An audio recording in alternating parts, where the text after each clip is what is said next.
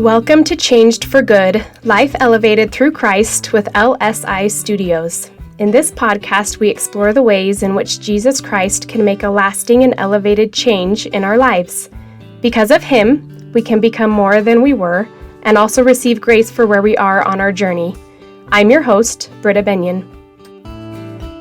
This is an exciting moment. We have Nate Summit back on our podcast. Okay, so Nate was our very first podcast interview, and we are months away from our 3-year mark, which is crazy. And so I'm excited to have Nate back. Thanks for being here.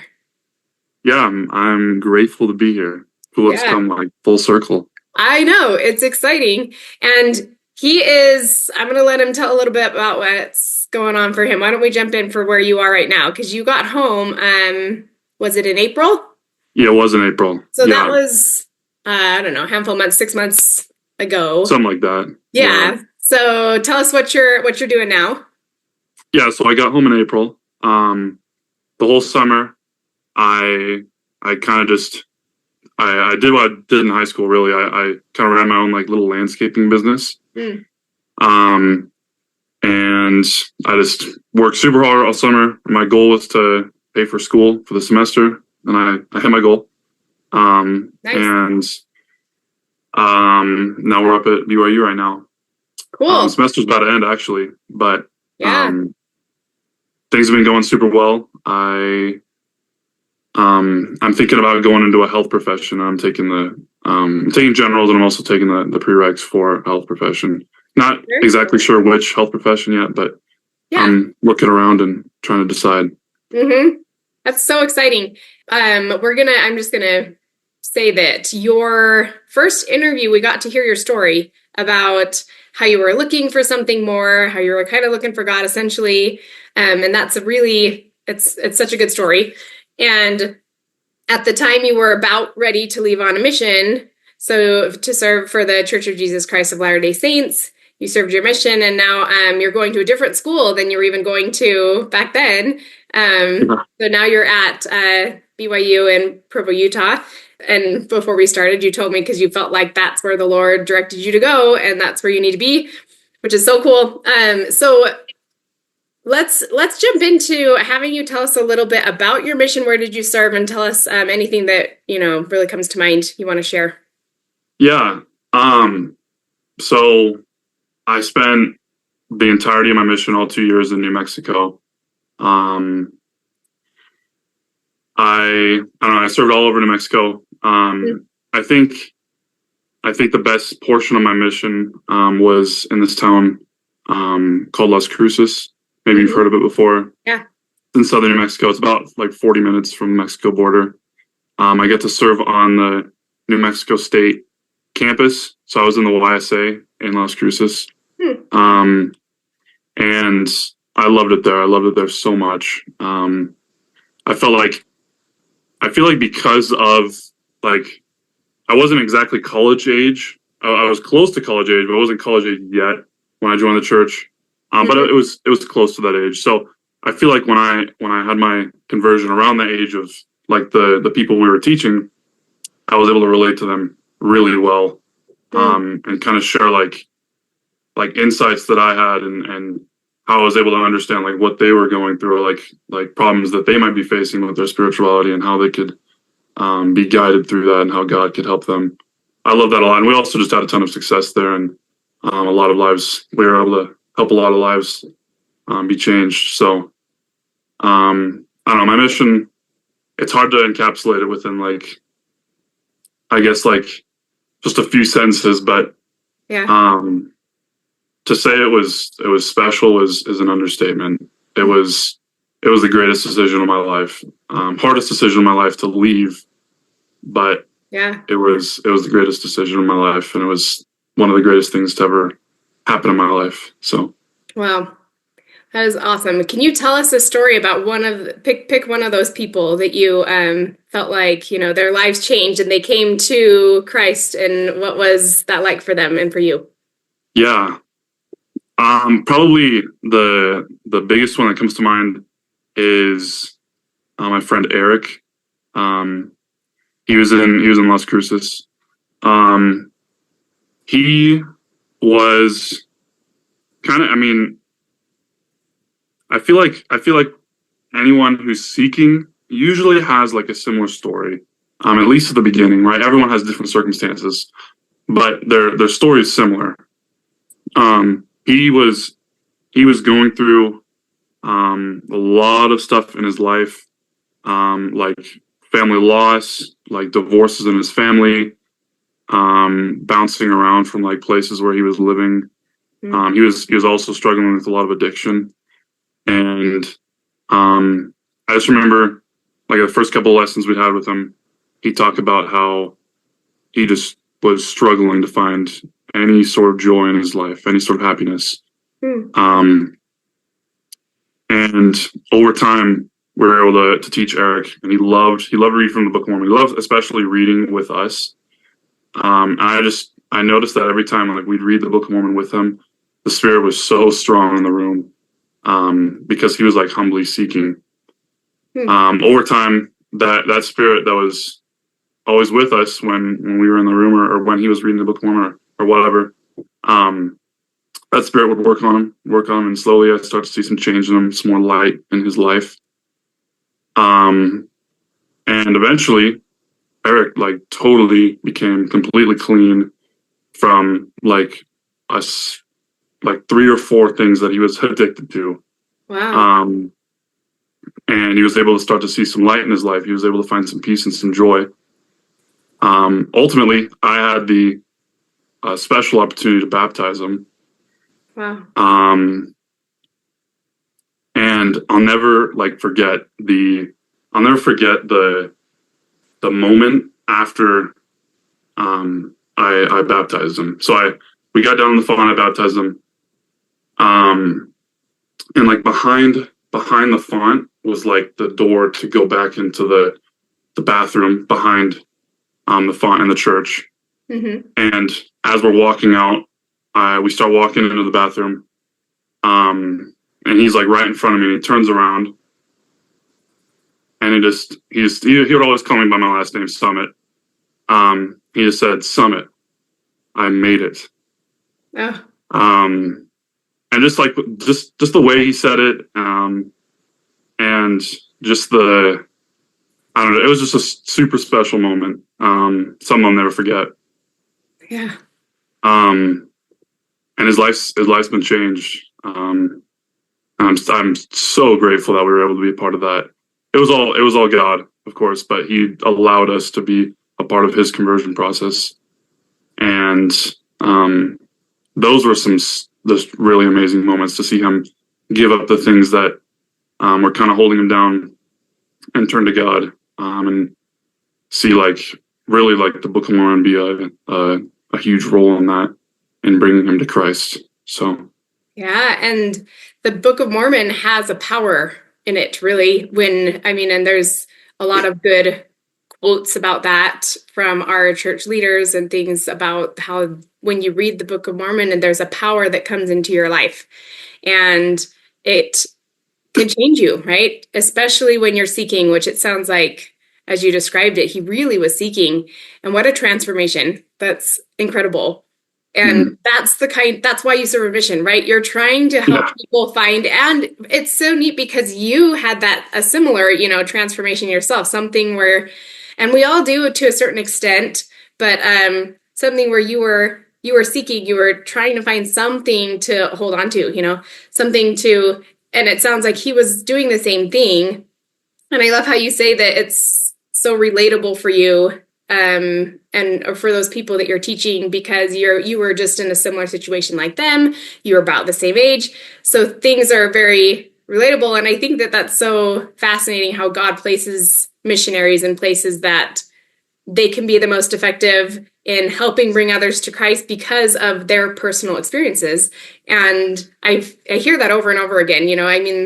God knows, right? He knows um, yeah, where you can serve, where you can bless the most people, and where you can be blessed the most. I feel like as a missionary, and as you move forward with your own life, because ultimately a mission is somewhere where you can help others, but also you're blessed in that or effort. You are serving, but you're being served. You're reaping so many rewards as a missionary just by being able to help others see what you know and understand and what you hope that they will latch onto as well. And so what a neat story.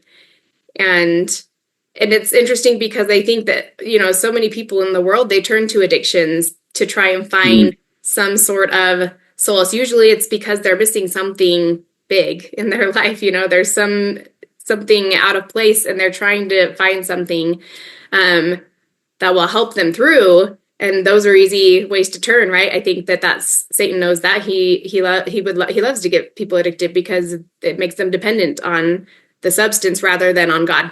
And so it's maybe it's not a substance even, whatever the addiction may be. So I love that example of how he was able to just let go of all those things by Mm. turning to God and by completely turning his life around. That's so beautiful. And how's he doing now? Do you stay in touch? I have been staying in touch. Yeah, That's cool. we're actually trying to get him to move up to Utah. Oh, really? So Cool. he's doing good. He's doing good. We're trying to, like for this upcoming year, to try and get him to move up to Utah, just so he can be around some good guys and have some good influences, and Yeah. hopefully maybe try and get him on a mission. Who knows? But Yeah, who knows, right? That's yeah, exciting. Very cool. Well, that's a great story. And I bet you have so many more just like it, yeah, similar. I like how you said that every story is about the same, but there's just different circumstances involved, in this mhm, story. But really, it's bringing people to Christ, and that's what we're trying to do here. Even in this podcast, the effort is, hey, there's something more for you, and there's something more out there, and it's Christ, and His gospel has so many beautiful aspects that can help you navigate what we call life and its challenges. And there's, nobody's exempt from the trials and struggles and things that we go through or the heartaches. But Christ is there for us, and he can help us through if we allow him to. So tell me more about how you feel like the mission affected you as an individual. You were awesome before you went, right? You're a super cool guy. And now you've spent 2 years serving God. You've come home. How do you feel maybe differently as a result of doing that? wow. I think I think you kind of made a comment in passing earlier that kind of resonated with me. And it's something I like focused on while I was on my mission. Something I thought of. It's that it's this thought of as you're looking outward constantly. That's when you're changed. Um, I know, and that's kind of what I noticed. I noticed that, and I mean, I definitely had this mindset at times as well, and no one's exempt from it. But there's definitely a lot of missionaries that kind of sometimes I feel like selfishly go on a mission so that they themselves are changed. But I don't think that's how it works. I don't think that's how it works. It's when you come to a point on your mission where you're totally focused on others, when you don't care about yourself, and you're just totally looking outward, looking to serve constantly. That's when you're changed. Hmm. And I feel like when I came to that point on my mission where it was just 100% about others, not about me. The mission was not about me. Anything we're doing is not about me, but it's to bring others to Christ. That's when I was able to see the quickest and largest amount of growth in myself. As for how the mission changed me, it's so hard to. I think I think I have a greater spiritual awareness now. I have a greater spiritual maturity. Um, I think I don't think I know. I know how to hear the voice of the Spirit guide my life more. I notice when the Spirit prompts me more often in the most smallest things, to not do or to do. Um, Well, I think I've learned that obedience above all is I mean it's the first law of heaven. Everyone always says that, but it's the key for a joyful life. It's the key for a happy life. Living within your covenants, living within the commandments that God has given us. That's the key for a joyful life.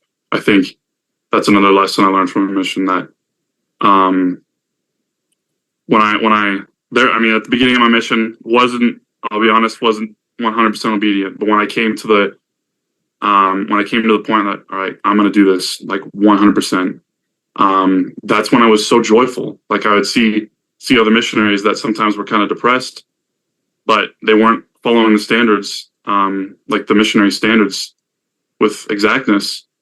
And I think like, well, I wonder why. Like I wonder why you're feeling sad at times. I feel great. I feel happy when I'm living an obedient life, trying to be like my Savior. So I think those are some small takeaways. I mean, I've got so many, but um, definitely a big one is that as I'm obedient, the Spirit is able to play a role in my life to guide me, and that's how I'm able to have a joyful life. The Spirit will lead me to Christ and lead me to be like Him, and that's how I'll live a joyful life.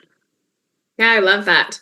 And it's very true that that our obedience as we continue to follow God in the best way we know how, as we um how do you say? I guess at the level of our understanding, Mm, is to allow him to work in our lives even more, because then he can trust us. He knows that, he gives us something, and if we can latch on to that, and if we can really follow what he's trying to invite us to do, then he can give us more. I think that's how the process really works, right? And so that's basically what you described, right? You were able to say, hey, no, I'm committed, I'm here, I'm going to be obedient to where, to the best of my knowledge, the best that I can, right? How do I understand this rule or whatever it is, right? And then mm, that's where you noticed a huge change and more growth than you had ever noticed before. I love that. I think that's just a true law of God or of the universe, some people will say, right? Like it kind of, that's just how it yeah, works. And in a sense, it's you're acting in faith because you don't know that those blessings are going to come. You don't see the change beforehand. You don't notice what will come as a result of that. But because you know, put your feet in the water, because you actually made an effort and you took that step of obedience, then you see the blessings, and then you start noticing, and that's where you can look back and say, oh, I acted in faith and it worked. That's so good. And I also love what you said about service and the fact that if when you lose yourself in it, that's again where you can truly find more of yourself.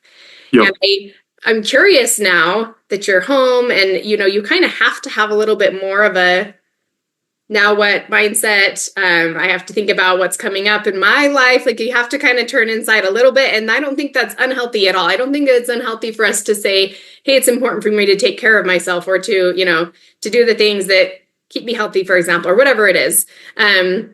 But how do you navigate that now when you're home? Because missions, you're able to immerse yourself in the work, which is a yeah. wonderful thing about it. So how has that transition been for you? Um, you know, to be completely honest, it's been difficult at times. Yeah. I mean, on on your mission, you are just like spoon fed opportunities to serve. Hmm. It's just given to you. Um, but now it's definitely a little different. Yeah. There is a pretty big shift. Because now I guess in a sense, I could look at it like it's about me, but and this has kind of helped me a lot. The way that I've tried to look at it, um, is that like these things that I'm doing are for actually still for others, even though maybe at this time now, um, Yeah. it might seem like it's for me, like going to school, and getting into a career. Well, that may seem for me, the at the bigger picture, that's ultimately for me to provide for a family and to be able to render service to others. Yeah. And so I guess now through like the short term lens, you could say like, oh, it's just me focusing on me. But there's a very like large spiritual and also like service aspect to it. Me being committed to my studies and me being like diligent in my studies. I guess I view that sometimes as a form of service because that's ultimately for me to provide for a family and be able to render service to others in a career in the community. And so Yeah. it's just kind of looking at the bigger picture over time. Yeah. And ultimately that is way of serving God, right? Yeah. It's Yeah. just a different kind of service as compared to a mission. Yeah. Most I really definitely. love that. And it's such a Most good definitely. perspective because we can get so caught up in ourselves, and I think that's why the Lord is so adamant about reminding us the importance of being in his word, for example, and going to church and partaking of the sacrament. All of these small things that we do help keep our perspective in place. Otherwise, we can lose that perspective that you have, which is beautiful right now. It's so all encompassing, not just about what you're focusing on, but what is the bigger picture and why am I doing it in the first place? Um, Hmm. and again, that can go back, that can apply to any part. I mean, I like to look at that for myself. Um, when I try to take care of myself in certain ways, I'm like, that's so I can be a better mom, and so Yep. I can be a better wife, Yeah. and so that I can have energy to go and serve somebody outside myself. Like all of the things that I do that, quote unquote, can bless me really are a way to bless others because I can show up better. When I spend time in the scriptures, I show up better for myself and others throughout the day because I'm in Yep. a better mindset, right? Like all of those things really play a role in the way that we can continue God's work on the earth. Whether you're fully immersed in it on a mission or whether you're at any other point in your life, it really is all about times and seasons, right? Like we know that there are times and seasons, and we can be utilized in so many different ways throughout our lives. Yeah. And I think if I can comment on that, I think like when I have that perspective that this is for someone else, that's when God strengthens me to really like be better at what I'm doing currently. Like when I have the perspective now in my studies to that this is for someone else, this is for our future family. Um, that's when I'm strengthened and motivated to do more and to do better. I get like on my mission. I think this is a great example. Every morning, we're supposed to work out before, like we're supposed to do some sort of physical exercise before we go and like start the day. Yeah. Um, and for a while, like I would just use that time to I don't know read my scriptures or guys would just like sit around whatever. But I came to the point where I was like I need to be so purpose based about everything I do. And so I started to get into running. I started getting running every morning. And I would run or hit the treadmill like every morning. Um, so I could be more energized for the day, so that I could be able to serve God's children better. So when I had that perspective, God strengthened me. And while it might have looked like something that's very self-centered exercise, it was actually very like in my perspective, it was for others. And Yeah. that's how God was able to strengthen me for that. So Yeah. It turned into something invigorating for you. yeah, And I yeah, bet that was, maybe you didn't notice it at the time, but that was kind of like the spirit whispering to you, hey, no, actually, this is a good thing. yeah. No, it's yeah, This that is a definitely good thing was. to try and remember to do instead of pushing it off, or maybe that was part of your process of being a little bit more exact in your obedience. But Yeah, definitely was. it did have an impact on you because yeah, when our bodies are feeling good, then we're more able to go out and serve. So that's great. I love that perspective and that idea. How would you say that your relationship with Christ is at this time, and how is he working in your life? Um,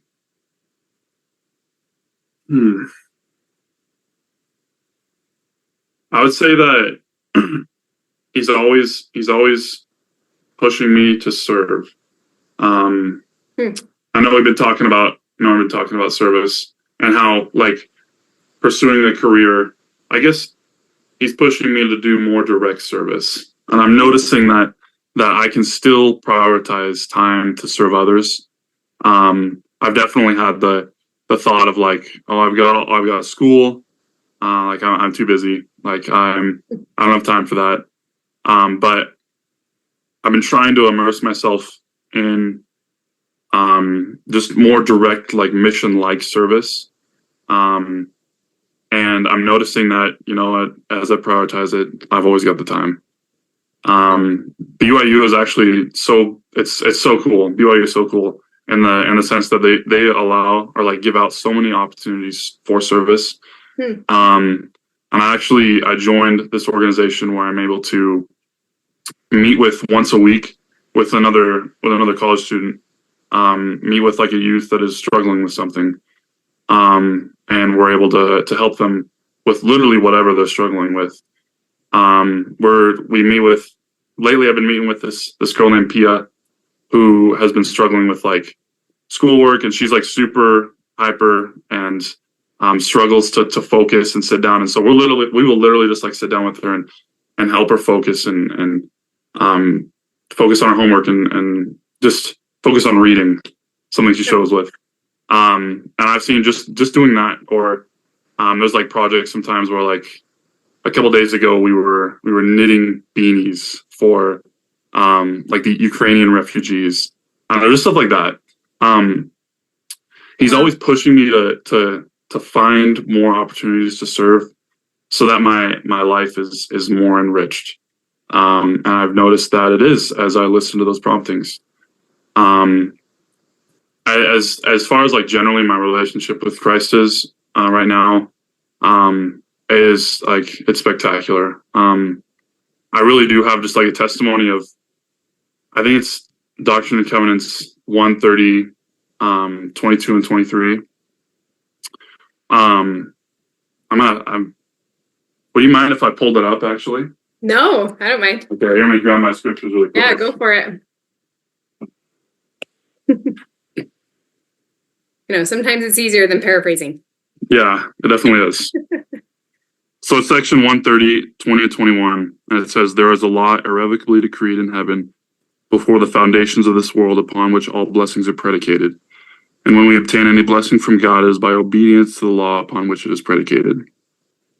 So this was another lesson I learned on my mission, it's so directly applicable today. But the Spirit works, though the Spirit is like bound by eternal laws. And so, like, if I act a certain way, then the Spirit must be with me.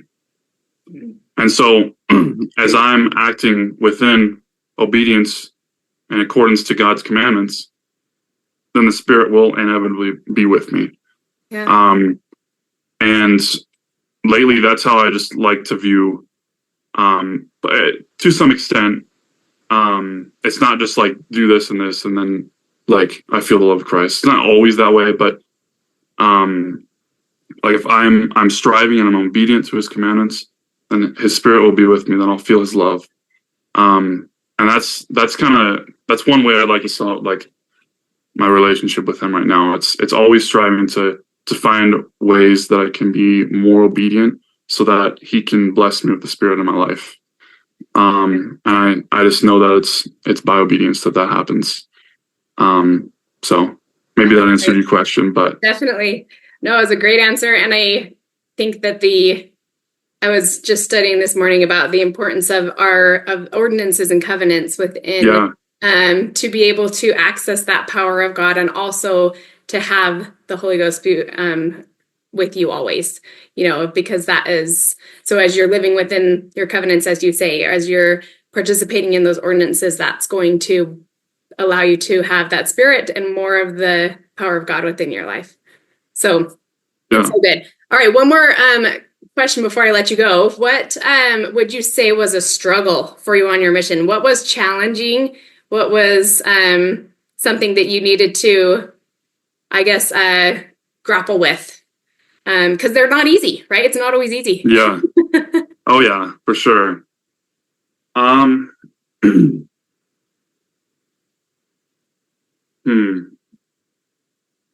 There's definitely a whole bunch of things. The probably the biggest one, um, probably the biggest one. I mean, I would say it's a pretty common answer is like getting along with your companion. And Mm. I had some wonderful companions. One of them is my roommate. Oh, Now wow. we're great buddies. But you're not always with someone that uh, you match with, like you just get totally along with. You don't always see eye to eye, but honestly, it was such a great blessing that I was able to be with people that I wasn't, they weren't me, and that's totally fine, and not everyone is. Yeah. No one is, and so that was such a great blessing because now, like, I feel like I now understand how to get along a little bit better, at least, with those that I don't see eye to eye with. I know how to figure out problems and come up with solutions with people that maybe don't see the same way as I do. Um, and it taught me a ton of lessons in patience and patient persistence, doing what is right, even though it might be extremely difficult in the current circumstances I'm in. I don't know. People say all the time like it prepares you for marriage. I personally don't have. Um, I'm not able to relate that yet, but I Yeah. could see how that would help. But it was definitely a struggle at times. But it was a great lesson. It was a great lesson for me. It taught me a lot. It's a big takeaway from our mission, even though sometimes it might be kind of sour in my mouth. But um, it was something I'm grateful for sure. Yeah. And isn't that interesting that I think we hear it a lot, but how our struggles, the things that we grapple with that are challenges in our lives, we can look back on and see as blessings because of the growth that they allowed us to experience. And sometimes, very often, we turn to God in those situations because we are Yeah, struggling. We're trying to figure it out, and we can't do it on our own. And so He's able to step in and help us along the way, kind of hold our hand, if you will, through some of those situations. And I think that's such an interesting. I bet there's so many of those small things that we don't really think about when it comes to an opportunity like this of spending 2 years of your life in service to God that come back to bless your life. And you don't. I bet there's so many that most people don't even really I guess realize because, and I think this may be one of those, like there's so many relational aspects of a mission that can prepare you for life, yeah, the rest of your life. And you mentioned marriage, but probably any relationship, right? It's, yeah, um, and it's just learning how to deal with people and work with people that are different than you. And all of that is such a great launching pad, you know, to, yeah, to help you, the rest of your life and to navigate even being, a leader in a certain way or, just so many things, because and it's such a wonderful opportunity, I think, that God gives to his young sons and daughters. Some young ladies go on missions too. And I think it's such not only is it spiritual, but it's temporal, like all of his laws. Like there's so much, so many blessings, hidden blessings, things that we don't even recognize, I think, that he's trying to give us, when we are obedient, like you said, to those seemingly small or and sometimes big, like in this case, that's a big deal to go for 2 years and to give up yeah, that time. But yeah, it's always for our good. He never does or invites us to do anything that's not for our good and to bless us further down the road. So that's awesome.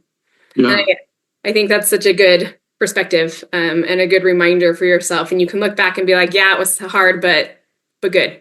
So yeah. That's usually how it is with every yeah, that's usually how it is with every sort of trial that God gives us. In the moment, you're always just like, this is miserable. Please help me get out of this. But in hindsight's 2020. You're always looking back and saying that was a great blessing because it shaped me. So yes.